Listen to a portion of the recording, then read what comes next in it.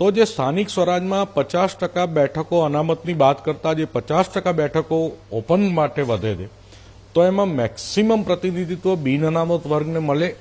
એના માટે ભારતીય જનતા પાર્ટી થોડું ગંભીરતાપૂર્વક વિચારે અને એ પ્રમાણે અનામત વર્ગની સાથે સાથે બિન અનામત વર્ગનું પણ પ્રતિનિધિત્વ સ્થાનિક સ્વરાજની ચૂંટણીમાં ઉમેદવારો તરીકે જળવાયેલું રહે એના માટે ભારતીય જનતા પાર્ટીએ ખૂબ ગંભીરતાપૂર્વક વિચારવું જોઈએ અને એ દિશામાં નિર્ણયો પણ લેવા જોઈએ. એ માહિતી પાર્ટી સુધી પહોંચે એ હેતુથી લઈ અને પ્રદેશ અધ્યક્ષશ્રીને પત્ર દ્વારા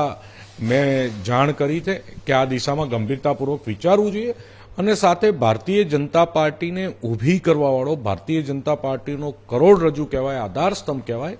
એવો બિન અનામત વર્ગ છે. તો બિન અનામત વર્ગના ઘણા યુવાનો આગેવાનોને ભય સતાઈ રહ્યો છે કે આ વખતની ચૂંટણી પત્યા પછી બિન અનામત વર્ગનું રાજકીય પ્રતિનિધિત્વ ખૂબ ઓછું થઈ જશે.